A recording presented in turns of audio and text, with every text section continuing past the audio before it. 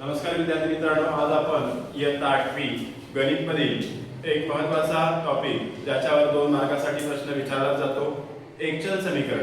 आता सर्वप्रथम तुम्हाला एकचल समीकरण म्हणजे माहित आहेच, ज्या समीकरणात एका चलाचा वापर केला जातो.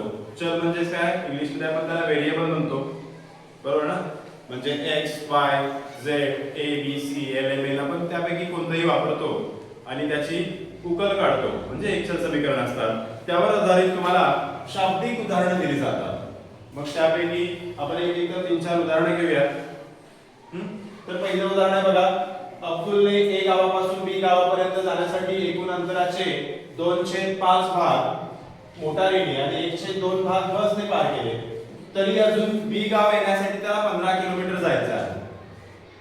तर A आणि B या गावातील अंतर किती असेल? हा 2021 ला स्कॉलरशिप आलेला प्रश्न आहे. तर त्याचे पर्याय दिलेले आहेत: 105 किलोमीटर, 450 किलोमीटर, 75 किलोमीटर आणि 150 किलोमीटर. यापैकी पर्याय आपल्याला म्हणजे स्वप्नात येतो आणि तो पर्याय सांगून जातो असं काय होतं का? काही होत नाही. तर त्याचं उत्तर आलं पाहिजे, आपल्याला काढता आलं पाहिजे. तर बघूया आपण त्याचं उत्तर कसं काढता येईल. तर बघा, अब्दुलने A पासून B पर्यंत, हे गाव आहे, हे B आहे, A पासून B पर्यंत जाण्यासाठी एकूण अंतराचा 2/5 भाग, म्हणजे इथपर्यंत समजूया आपण 2/5 भाग झाला. त्यानंतर पुढं 1/2 भाग हा मोटारीने आणि हा बसने कापलेला आहे.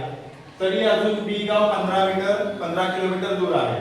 म्हणजे इथून हे आपण काय करूया, 15 किलोमीटर घेऊया. कळतंय? आता मी काय सांगितलं तुम्हाला, तर हे एकचल समीकरणाचं उदाहरण आहे. म्हणजे इथे एक चल वापरावं लागेल आपल्याला. म्हणजे जे अंतर काढायचं आहे, किती अंतर आहे ते काढण्यासाठी आपण काय मानूया, x मानूया. मग काय म्हणू शकतो आपण की A व B या गावातील अंतर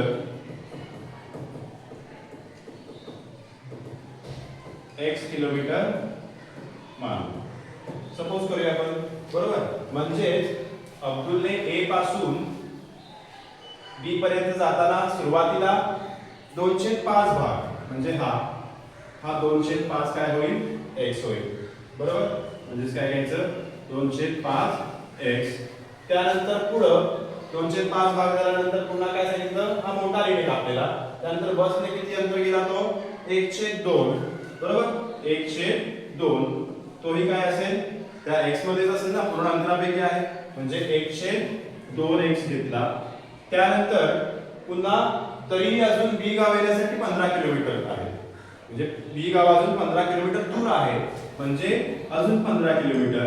आणि हे एकूण म्हणजे त्या गाव A आणि B या गावातील अंतर असेल. म्हणजे बरोबर आपण काय म्हणले, ते x किलोमीटर. म्हणजे ह्या तिघांची काय करावी लागेल आपल्याला, तर बेरीज करावी लागेल. काय करावी लागते, बेरीज. आता ह्या तिघांची बेरीज करायची. उजव्या बाजूला काय आहे, x आहे, बरोबर? म्हणजे x ची किंमत आपल्याला काढायची. x ची किंमत म्हणजे A आणि B या गावातील अंतर, जे या 4 पर्यायापैकी एक उत्तर असेल. मग आता ह्याची बेरीज करायची आहे. 10 गुणिले 2/5x अधिक 10 गुणिले 1/2x अधिक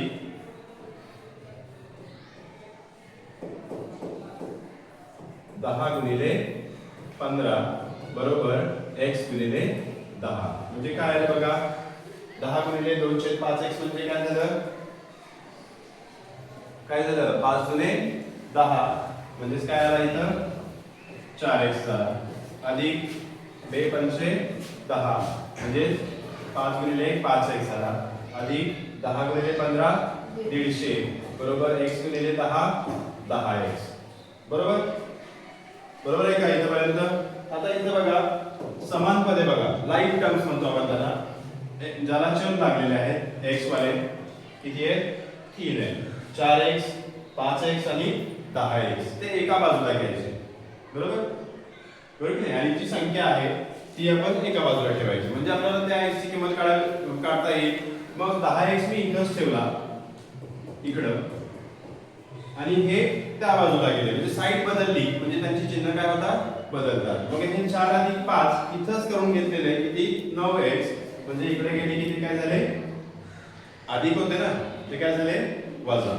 बरोबर इकडे राहिला किती 150 म्हणजेच काय झाला x बरोबर किती 150. ते उत्तर आलं 10x वजा 9x म्हणजे x. 1x म्हणजे x असं असतो. 1 द्यायची गरज असते का नाही. म्हणजे x बरोबर 150. म्हणजे आता पर्याय क्रमांक किती आलं चौथा आलं. पर्याय क्रमांक किती आलं चौथा. कळलं का तुम्हाला कळतंय.